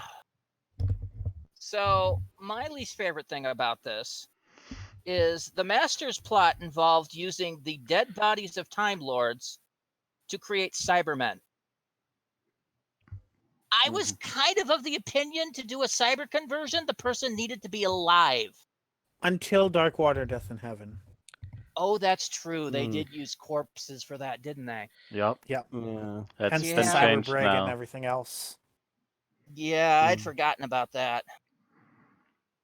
This would have been the It's perfect still- episode to bring the Cyber Mm. Brig back. Now that I think about it. Yeah, Yeah. it would have been more terrifying to make freaking Time Lord Daleks, but that's getting close to the whole hybrid thing again, isn't it?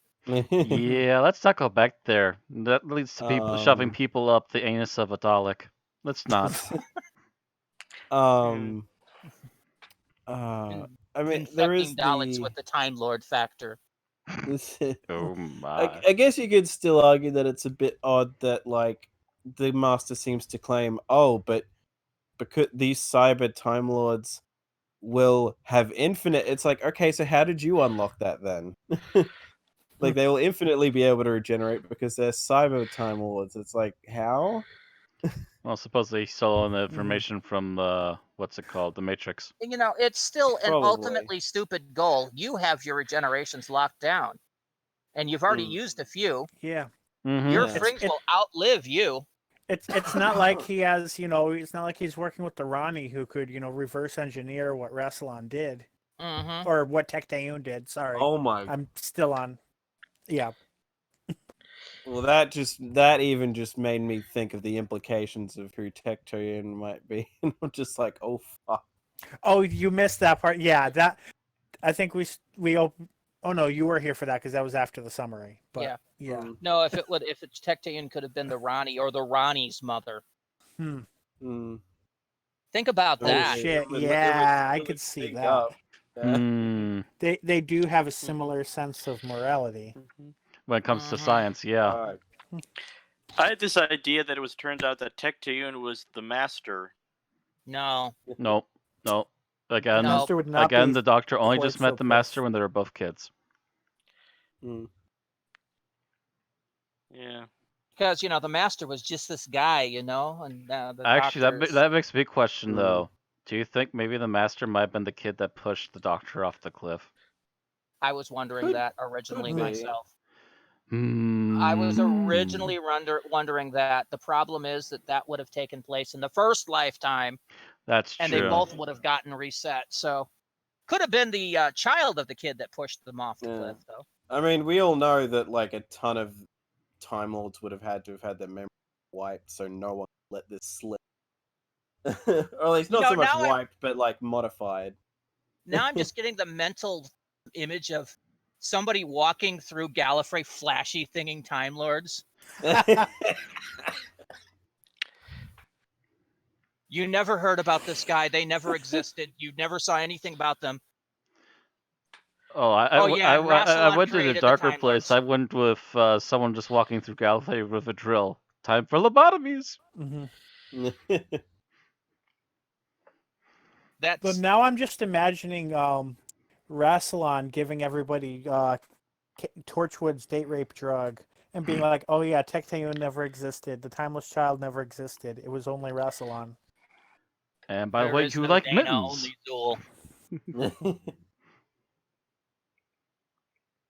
Yeah. So, all right, favorite scene. Thomas. I have a few, but for the moment, and I almost went for a different one, but then I was like, oh wait, no. I actually really like this one, and that is the Master using the tissue compression eliminator on a shard, because it's just so funny. Because like the first time I watched it, I'm like, oh hey, the Master was smart enough to get rid of the person who would have killed him for a change. Because like this is like if anyone was gonna make the Cybermen just go, no, just kill the Master as like you. And the Master's just like, I really want this death particle thing, so I'm just gonna kill you and take it. It was just That like, was the okay. part where he really went full on Joker, I think. Well, he did sort of have a jokery suit fit. Yes, he does. Mm-hmm. Yeah, It's not exact, but it is a little too close for comfort, to be honest. his laugh's not high pitched enough though. Now we just got to wait for that fight with the Doctor, where the Doctor knocks him off a scaffolding into a vat of acid and bleaches his skin.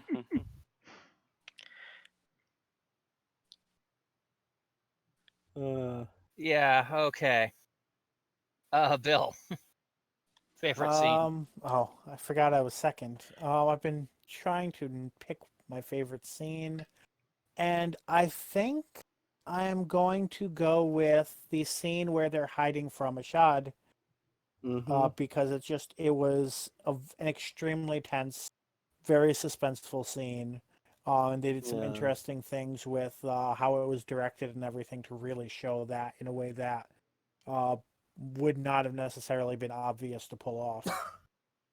Yeah.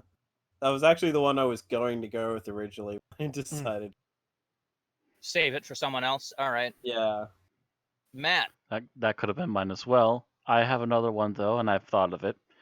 I don't like the last couple seconds of it, but majority of this scene I like. The Doctor is in the Matrix and she's trying to figure out how to get out. Oh, of course, you're just here. You keeping me in here because it's only just me. Now, if I bring out all like 12 previous versions of me, it's just all these quick clips and monsters and all this other craziness from like New Who and Classic Who. Just burst the freaking Matrix's little bubble. Where she basically plays the game from Brain of Morbius. Yeah. Like What I was said, that game I called liked it again? except for the last couple bits where they Mind suddenly Benders. added in bits of Brain of Yeah. Morbius, and they also added in the new doctory stuff, the new unofficially doctory peoples. Yeah, they made a point to end it with the Brain of Morbius, and I was like, just to pour salt on that wound. Just pour something on the wound, even though you didn't fix it. You still didn't fix it. Okay, Tim. My favorite scene is when Ryan makes the 3-point shot and blows Damn up all the Cybermen. Fuck Just you, like- Tim. Are you including his like self congratulations afterward? Yep. Mhm. Oh, of course, you gotta add that too, course. because that's just Yeah. Ryan actually being That's- the comedic genius at the moment. He has a moment of awesome, then a just- moment of comedy, and he has to go running. Actually, it was me. It was Ryan. Yeah. Yeah, it's that a nice. was It's going a to be nice. mine. Yeah, it's a nice It's a- payoff for his dyspraxia. And Yes, it is. Mhm. Especially if you remember, I think it was the beginning of the season. It was him trying to shoot a basket Yeah, Yep. and and failed it. getting it bounced off, and this time it ended with him actually making the shot when it really mattered. yeah. So, I think mine was the cyber execution scene that wound up with the Cybermen being the ones executed. Yeah, that's a good one too. Mm. Yes, help me out of this helmet. Yeah, and Graham providing the comic relief. And also the look on their faces when before somebody says anything, just going, "What the fuck?" Right. That scene was good. All right, least favorite scene. Let's see.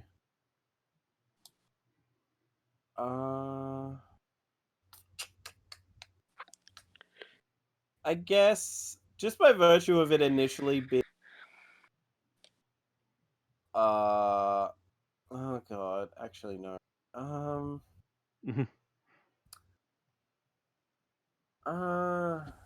God. You know what? Actually, yeah, fuck it. By virtue of the fact that it was a little confusing at first, and it was only on the second go around that I realized, oh no, they are actually at this other place. The bit where the Doctor abandons that new TARDIS for her old TARDIS, because at first I'm like, wait, is she on Earth? Where is she? And then like it was the second time through that I was like, oh wait, no, yeah, she's on the planet from the previous episode. Mm-hmm. Like it's like, oh, it's a generic Doctor Who quarry, so I can't really tell whether I think it's Earth or implied not. to be far future Earth. Yeah. I don't think so. No, that's not supposed to be Earth, as far as I can tell. That seems to be another Yeah. planet. Yeah, They, it's, in fact, it's just- actually, the people that survived with the companions look around when they get to Earth, and they're like, "Oh God, we got back to Earth! Holy shit, we're back to Yeah. Earth!" Figured that's because they were on Gallifrey a few seconds earlier. No, I'm pretty sure it's Mm. because they've never been to mean that, Earth. you mean that scene at the very end where we discover the true origin of 4 Privet Drive?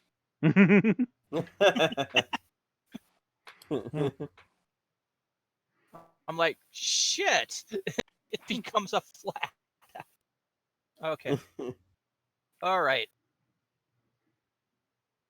All right. Fog, So, I think I've become a sofa. I know how you feel.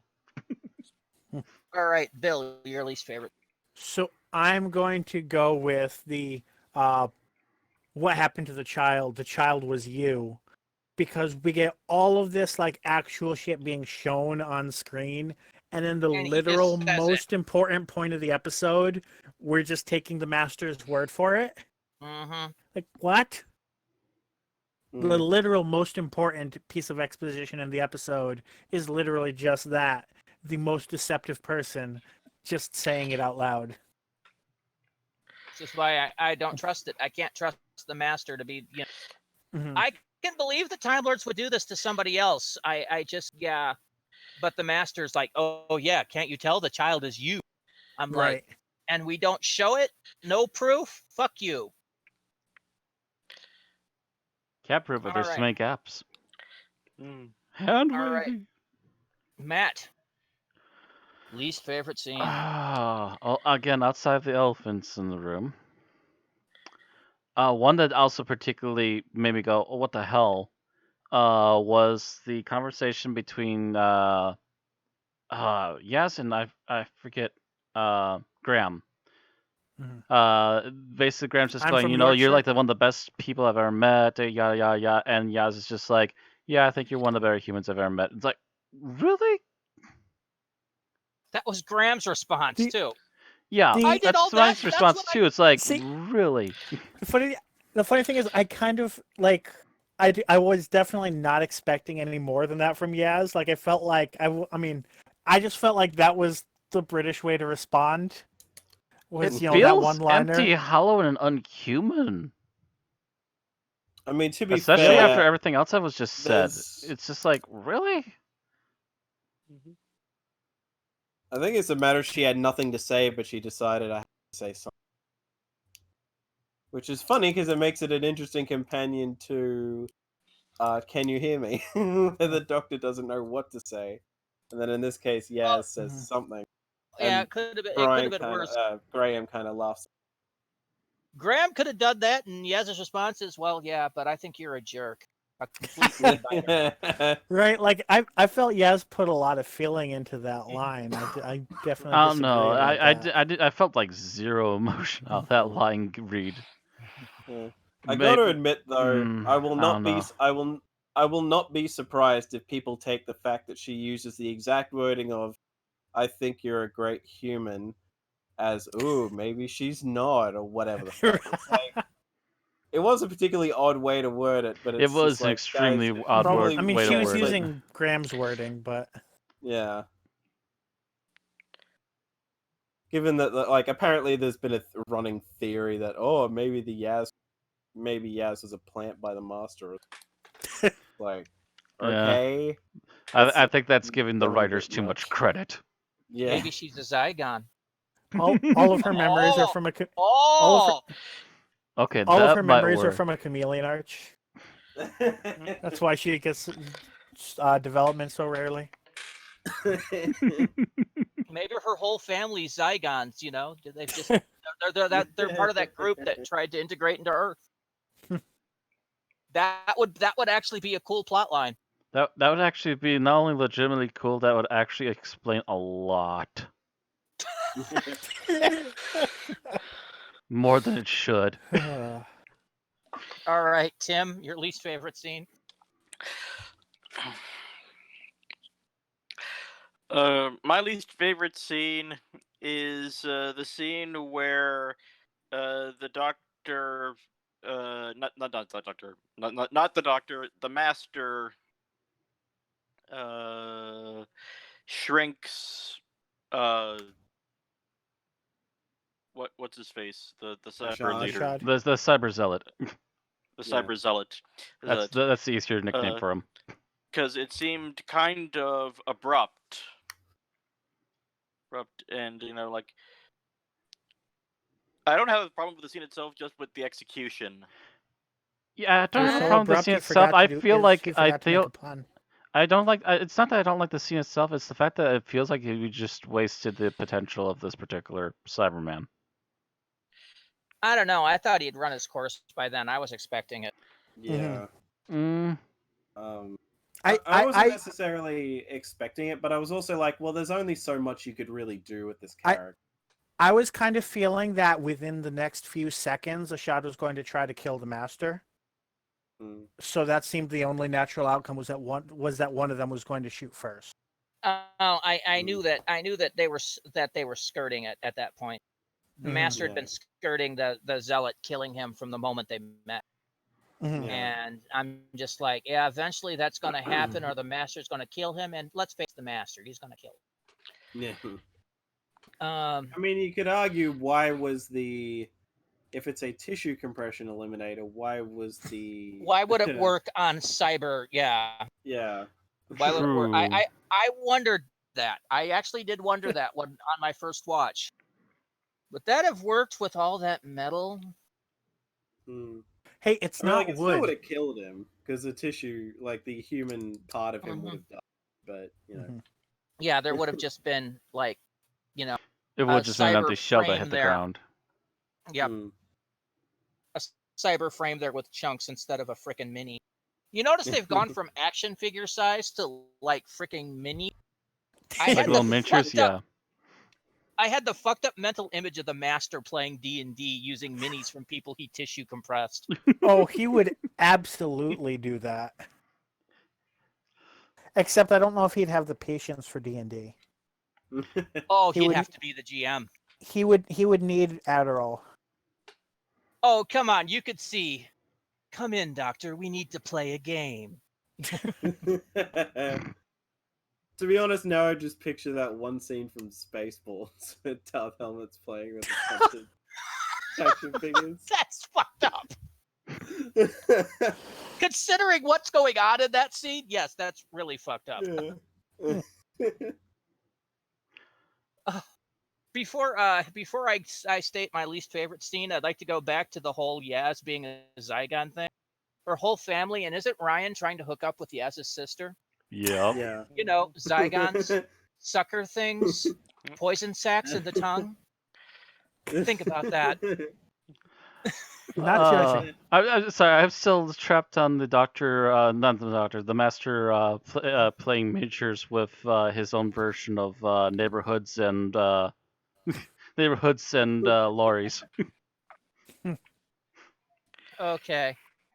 So, my least favorite scene, I think, has to be Kosharmus coming in at the end because he's so hand wavy. That's, oh yeah, I just got away from them and they tried to stop me, and you didn't show this. Yeah. You didn't show I it. think it's to misdirect because they set it up looking like it's gonna be Yaz. So it's no, it's not. It didn't work well. No. And if this had been classic Who, there would have been a moment where you see him standing in the TARDIS with this this thoughtful and hesitant look on his face. And instead, it just kind of comes out of the blue. And not only that, but there's been a number of times where people have tried to do this for the Doctor as well before, and the Doctor has always found a way to get them to back down out of the idea too. not always. Not always, but more often when possible. But this time the Doctor just willingly took it and ran.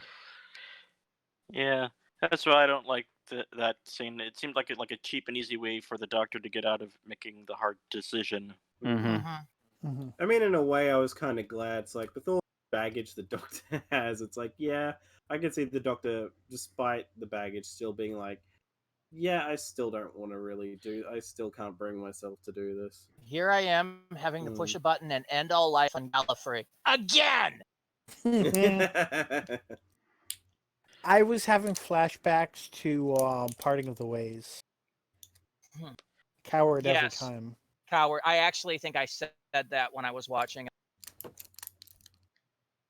The difference there is that everybody that was, a good guy would have been getting away in a TARDIS.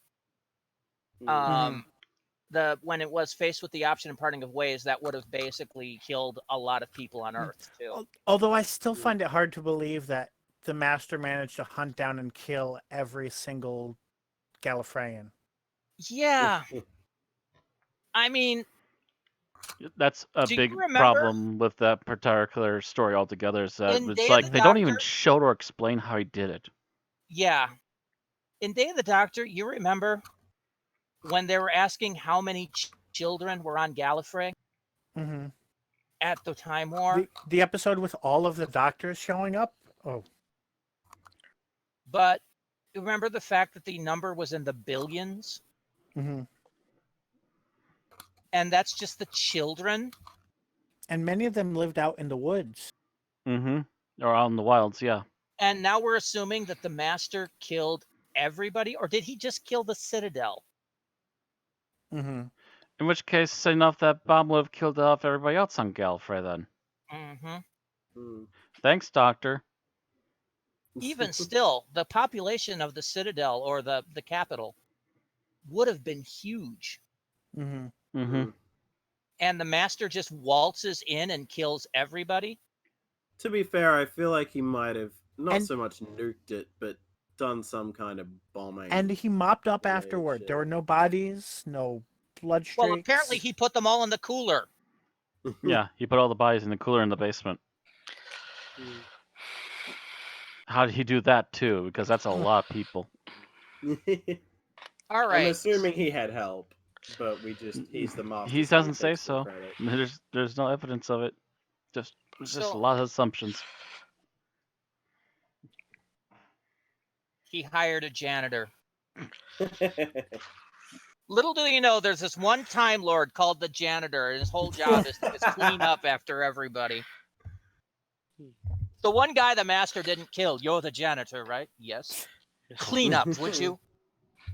He hangs out with the Bachelor, who we have yet to meet. Oy. Oh no, the Bachelor he would have killed.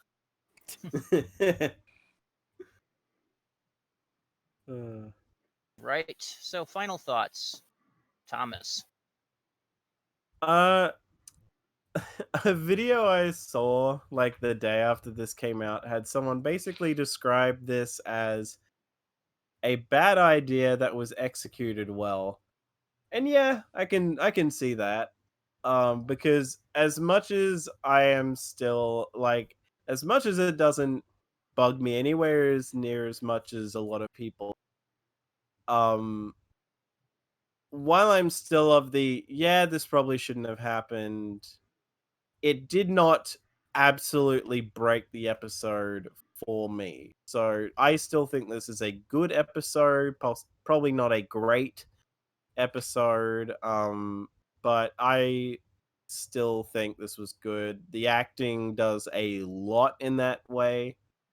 Because if the acting had not been as good as it was, then this could have potentially been a questionable idea, questionably executed, as opposed to a questionable idea that I think was well executed, or at least as well as it could be executed, especially with someone with Chibnall's track record, which isn't amazing. So yeah, like I am kind of leaning more towards positive in a way, but more so like, removing the elephant in the room, as hard as that is to do, I still think this is a solid episode. That's a pretty big elephant. That's Jumbo. Nah, actually, we called him Tiny. We liked the irony. All right, Bill, your final thoughts. So, my first final thought is that we got all this far without talking about the fact that Skynet developed the anti-life equation and put it into a particle. And I did actually. I forgot to. I had that in my crib notes as make an anti-life equation joke. I honestly did. That just seems, if anything, one of the more unbelievable things about this episode, but it's so overshadowed by the Gallifrey stuff that it just flies under the radar. Like, where the hell did they get this death particle? Why is there only one of it? And how is it trapped inside of a Cyberman? And, but beyond that, are we? Yeah, I guess we're giving final thoughts as a serial and not just as the one episode. But we mainly gave final thoughts last week on that stuff. Yeah, if you want to just make final thoughts for this episode, but your ratings has to include both. Right. Mm-hmm. This really, we haven't talked about it that much because we really don't know what it is, but in many ways, this came off as a swan song for these companions. There was the Have a Great Life and everything else, and it really makes me think that we've just seen the companion departure. It's possible. Right. Because it would not be the first time that the Doctor goes to pick up the companions and then gets yanked away to another planet. And then ironically, this time on the way home from Gallifrey instead of to Gallifrey. But more to the point of actual final thoughts, I'm not as mad as Randy and Matt are with this episode. There are things that bug me, and I think I expressed those, especially with the whole it destroys so much of the TARDIS lore, and the TARDIS is as much of a main character as the Doctor is at this point. And it really felt like that caused the TARDIS to kind of get shafted. Otherwise, I hope that it gets addressed in a way that doesn't just compound it. I do want to. I do hope Rassilon gets to give his side of the story, and I would kind of like to see that the master lied about something or was manipulating things to serve his own emotional needs. I'm not a fan of the fact that they for unnecessarily retconned Brain of Morbius into this. Um, Otherwise, execution, I think the directing was great. I think the acting was great. And I think that the character writing was good. Uh, it's pretty much just the lore and the exposition dump. It's just the writing, which is Well, that's what I'm saying. That portion of the writing, because there's the character writing, which I don't think I have any real quibbles with, but the lore writing, which is mostly, especially as a script, it would have been an exposition dump, even though there are visuals to it. That chunk, is the part that is the most iffy. And of course, as I said, the whole death particle. So overall, I would say most of the elements of the episode fall on the positive side, with a bit dragging it down. army of cyber time lords. Hmm. All right, Rage Boy. Rage. Your final thoughts. Final thoughts. What a horrific fucking mess you left, Chibnall. Thanks for nothing. There's good elements here, but they're far and few between the moments of just me just going, oh, go to hell. Anything else, or That basically sums up my feelings on this episode.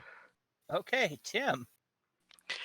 I wasn't annoyed as much as I was just straight out perplexed and confused by this episode. I'm still unsure about how the Irish story fits into all this. The Irish story is literally the doctor's before the doctor's memory was wiped story, just that they coded it over somehow. Brendan is a It's metaphor for the It's doctor. basically the doctor's story with a early 20th century Irish filter on it. Mm-hmm. Okay, I'll just take your word for that. That's how they explained it. It's like they embedded it as a hidden Easter eggs that the doctor could find. Again, not making a lot of sense. Nope, not a lick. Nope. But like I said, hopefully the series will continue and someone will come along and explain the answers to all these questions in a way that doesn't piss people off.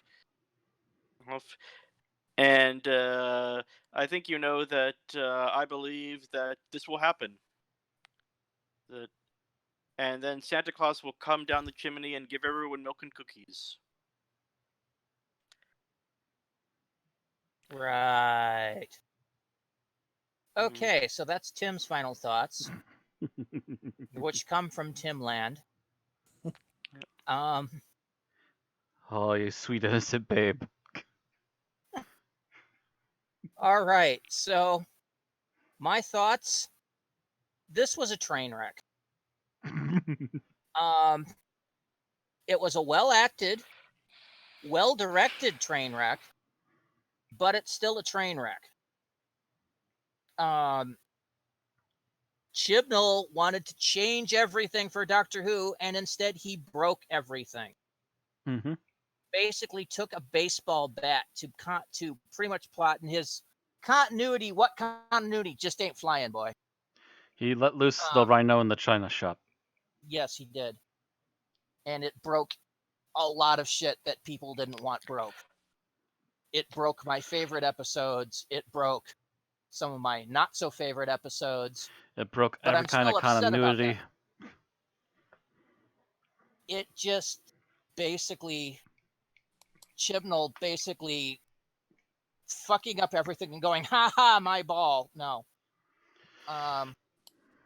But And after what was a good first part, it's very disappointing. This is a real letdown for me. And it basically made everything I was afraid he was doing back when we saw the Ruth Doctor back at episode 5 pretty much justified. Mm-hmm. I'm gonna be pretty furious for a while because I really expect more intelligent writing out of these guys, and they're just this is hack work. The fact that most of this has been cribbed from other people's stories also annoys the hell out of me. If you can't be creative, try to at least be original. Anyway, final thoughts. Thomas, you being one of our more positive people, remind you that you are rating both Ascension and the Timeless Children.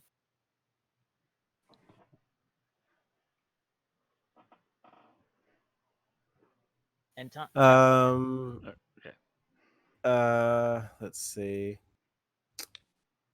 Honestly, because this doesn't as bug me as much as other people, and I think that a lot of the acting and other elements bring it up, and combining it with the fact that I did really enjoy last episode, I am going to give this a 4.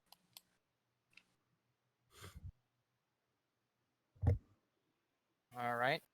I was actually expecting Thomas to go a little higher, but I agree with Thomas, 4.0. Bill gives it. Now we get to Matt. I remember, Matt, you do have to include Ascension in this. Yes, that's where I'm having an argument internally right now. You can average out to 2 if it comes to it. If you have specific feelings. Yeah. I want to push it to a 2, but I'm not sure if I can. No, averaging the 2 scores together. Give an I'd Ascension. give an average of the 2 of them together. Okay. Oof. No, the average is too nice. For me, the first episode on its own would have been about a 5. And this latest episode is like a 1. No, a 3 does not equal out how much I feel about this. Because so much went wrong in that final episode. I'm giving it a 2. Not surprised. Tim. I will go with the majority and give this a 4. You people are way too nice. All right. I really like the scent, but I have to rate this as part of a combined thing, and all the payoffs did not pan out. Nope. The cyber plot didn't pan out. Mm-mm. The Time Lord plot didn't pan out. The Irish plot didn't pan out.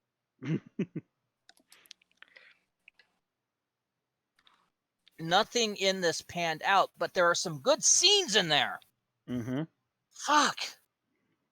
There's good scenes and there's attempts at good ideas. Then they all of a sudden got overclouded in the last act. 2.5. A little better than Matt's, only because of the really good scenes like Ryan's basketball toss and all of the set work. So that will lower the average to a 3.3. Which puts this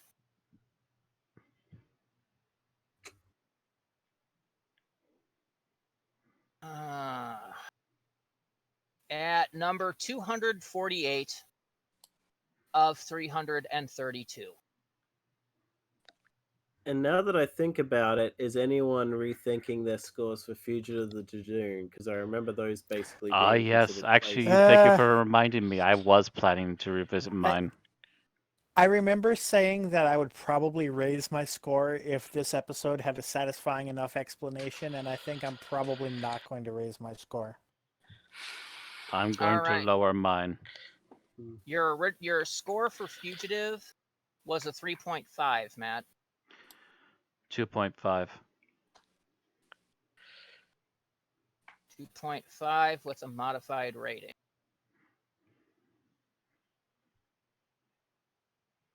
All right. Anyone else wanted to change their fugitive score? I'm just wondering if it drops it enough for me to warrant. Your What did I previous give Fugitive if you have it open in front of you? fugitive was given a 4.0. Thomas gave his a 4.5. Actually, yeah, stuff it. I'll just drop the 4.5 to a 4. And are you keeping your 4, Bill? Yeah, I think so. Because I remember at the time I felt like, unless I'm thinking of another episode, but I feel like I felt it was low, that I might raise it if there's a good reason, but that I had already penalized everything that was going to be penalized for Ruth. So there's no Okay. reason to change it again. All right. So, yeah, I've dropped mine to a 3. Making a fugitive now 3.5. Only slightly better than this one. That'll change its rating to 223. So that drops several spots. So that's all we're going to say about this.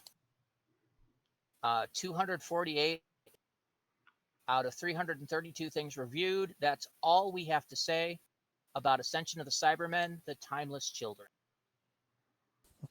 So So Bill? definitely those listening, please give your thoughts and feedback on how you feel about the Timeless Children as a whole, and of course on the lore dumps and everything else. List how you feel about the retcon and how much you think it changes Doctor Who. In the meantime, don't forget to subscribe on YouTube or follow on Twitch so you can keep getting our reviews of already existing Doctor Who related media, including, well, Randy will say what's coming next. All right, you done? Yep.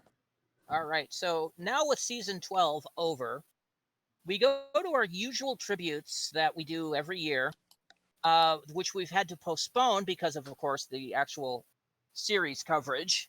So our first up is our annual tribute to Sarah Jane, or Elizabeth Sladen. And we will be doing the Sarah Jane Adventures, Warriors of the Kudiak. Written by Phil Gladwin and starring Elizabeth Sladen as Sarah Jane Smith, Yasmin Page as Maria Jackson, Tommy Knight as Luke Smith, and Daniel Anthony as Clyde Langer. So that and everything that we failed to cover this week, next week. See you then. Freund Leven.